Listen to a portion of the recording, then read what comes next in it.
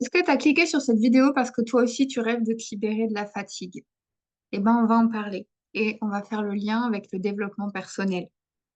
La fatigue n'est pas le problème. Le problème, c'est que on ne sait pas interpréter les feedbacks de la vie.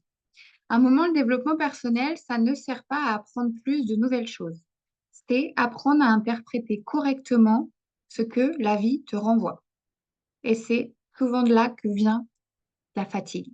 C'est qu'on n'a pas appris à interpréter correctement les feedbacks de la vie. Donc, la clé, ce n'est pas d'en faire une affaire personnelle. Si toi aussi, on t'a dit que tu étais trop susceptible ou que tu crois que tu es trop sensible ou trop empathique, comme moi, j'ai cru pendant longtemps. Mais la clé, c'est d'en faire une affaire de développement personnel. Elle est bien, hein. Beaucoup de femmes sensibles, empathiques et conscientes et qui sont investies et qui veulent bien faire les choses interprètent mal les feedbacks de la vie au quotidien et c'est ça qui va créer la fatigue, qui va créer la souffrance, le manque de confiance en soi, les ruminations, le brouillard mental et les somatisations de toutes sortes.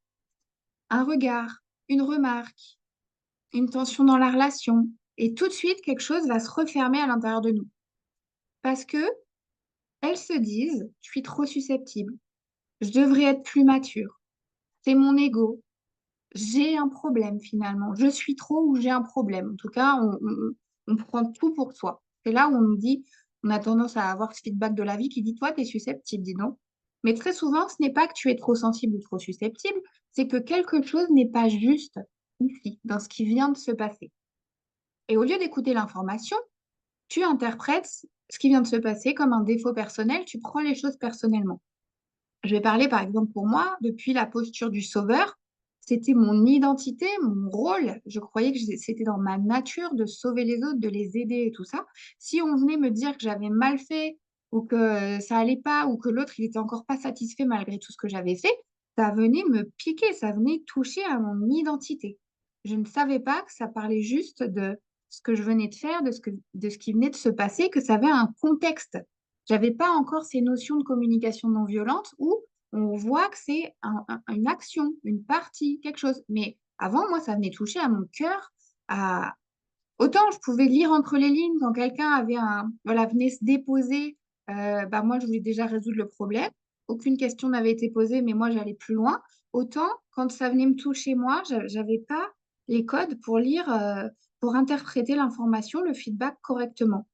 Par exemple, quelqu'un me faisait un retour et puis ben, sur le fond, il y avait peut-être quelque chose à entendre, mais comme la forme ne me plaisait pas, le ton avait été déplacé, le cadre n'était pas respecté, ça avait franchi ma limite, je, je ne pouvais pas accueillir et entendre l'information. J'avais juste eu mal, ça m'avait juste piqué. Mon corps s'est tendu, mon cœur s'est fermé, et au lieu de me demander qu'est-ce qui n'est pas juste ici pour moi, je réfléchissais encore en termes de pourquoi je le prends mal, pourquoi je suis si susceptible, ils doivent avoir raison, etc., etc. C'était toujours moi le problème. Pendant que je cherchais par là, je creusais dans cette direction. Donc la maturité émotionnelle, j'ai fait plusieurs vidéos où moi, mon truc, c'était de vouloir devenir une maman mature émotionnellement et mature et disponible émotionnellement et sécure. Donc, je voulais vraiment avoir cette maturité émotionnelle de comprendre ce qui se jouait là dans les relations et d'être vraiment en sécurité à l'intérieur de moi pour pas que voilà, les feedbacks de mes enfants viennent toucher à des trucs qui me faisaient mal et qu'en retour, ils prennent des réflexions ou des choses qui leur appartenaient pas, mais qui étaient du fait de j'avais pas réglé mes choses. Donc, la maturité émotionnelle, c'est pas devenir moins sensible, ce qu'on pourrait croire parfois, c'est seulement apprendre à poser la bonne question, à interpréter les feedbacks de la bonne manière. Et ça change tout. Donc la bonne question, c'est qu'est-ce qui est juste ici, dans ce qui vient de se passer? Il y a quelque chose qui t'a blessé, il y a peut-être une part de justesse, et il y a toute la façon dont ça a été dit, de qui ça vient, etc., que ça, on peut laisser de côté, qui ne t'appartient pas. C'est là où souvent je dis, on apprend à discerner ce qui nous appartient de ce qui ne nous appartient pas. Donc, c'est pas qu'est-ce que j'ai mal fait, c'est qu'est-ce qui est aligné et qu'est-ce qui ne l'est pas. Et donc, je t'en ai parlé, hein, quand j'étais dans cette posture de sauveur, j'utilisais les feedbacks contre moi. Donc, je croyais que c'était moi le problème, donc je m'ajustais, je me remettais en question, je m'adaptais encore et encore, puisque je creusais dans la direction la question, je me posais les mauvaises questions, je creusais dans la mauvaise direction.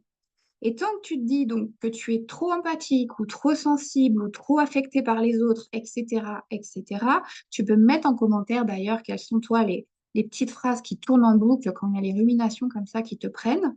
Et ben tant que tu es dans cette prisme, dans cette vision, dans cette recherche-là, tu vois, si tu poses les mauvaises questions, tu vas au mauvais endroit. Un problème bien défini est à moitié résolu. Donc, tu vas creuser et tu vas te focus sur des faux problèmes et donc créer des fausses solutions. Alors, tu vas continuer à encaisser, tu vas continuer à tenir, tu vas continuer à te suradapter, tu vas continuer à glisser dans le sauvetage alors que toi, tu voudrais avoir de l'impact, accompagner l'humain et finalement glisser dans le sauvetage en lui apportant du poisson tous les matins, l'aider un petit peu à chaque fois qu'il vient te chercher et lui donner de l'énergie. Mais finalement, il n'apprend jamais à pêcher et toi, tu es en train de t'épuiser à aller tous les matins chercher du poisson pour ces personnes-là. Pareil, depuis la posture du sauveur, j'entendais des demandes alors que dans les faits, on revenait à la conversation, les faits, il y avait juste eu des plaintes, quelqu'un qui s'était déposé, etc. Moi, il fallait que je solutionne. Dans mon identité profonde, j'étais la dame, Madame Compromis et Madame Solution. Et ça, je l'ai appris plus tard. Le sauveur, c'est quelqu'un qui va solutionner, qui va vouloir nier ou minimiser, parce que il ne supporte pas, euh, il ne peut pas faire face à la vulnérabilité d'autrui, au fait que l'autre se sente mal. Donc ça faisait partie des comportements typiques du sauveur.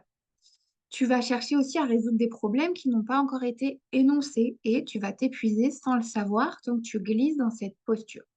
Quand tu es dans une posture claire, tu vas utiliser les feedbacks comme des données factuelles, point, plus comme des jugements.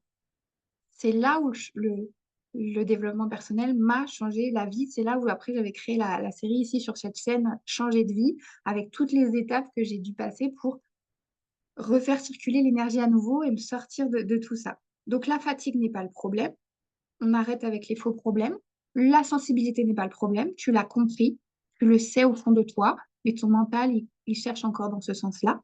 Le vrai sujet, c'est quand tu continues à croire à tout ça, que tu es trop susceptible, que tu es trop ceci, trop cela.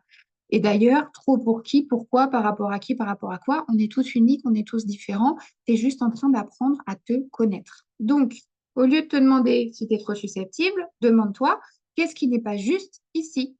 Le ton, la limite, la demande, ça vient de qui? Qu'est-ce qui m'a piqué? Et qu'est-ce que je suis encore en train d'autoriser dont je ne veux plus? Parce que ça y est, je me connais en fait. J'ai assez d'expérience pour savoir que ça, ça, ça me fait mal et j'en veux plus. Donc, je te l'ai dit, pendant longtemps, moi aussi, je croyais que j'étais trop sensible et c'est quand j'ai découvert le développement personnel que j'ai enfin eu les outils pour apprendre à discerner, laisser à l'autre ce qui est à l'autre, garder ce qui est à moi, à se reconnecter, à me reconnecter à mon intuition, qui, elle, est toujours juste. Et savoir quand c'est elle qui parle ou quand c'est la peur ou l'ego. Et c'est pas que je suis devenue parfaite, c'est que j'ai du choix. Je sais quand c'est la peur, l'ego ou l'intuition et je les vois maintenant. De plus en plus, c'est pas parfait, c'est toujours en chemin, on est d'accord. Mais j'ai du choix. Je suis plus coincée dans ma relation, tu sais, où je te disais en mode sauveur, j'arrive et je sais que c'est moi qui vais forcément aider l'autre, donc je suis déjà épuisée en me levant en fait. Je posais un pied au sol le matin, j'étais déjà fatiguée de tout ce que j'avais à faire, de tout ce que j'avais anticipé et ruminé.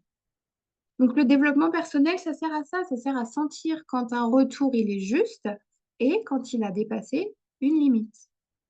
Donc, tu n'es pas trop sensible, tu reçois de l'information. Je te le dis souvent, c'est pas moi le coach, c'est la vie.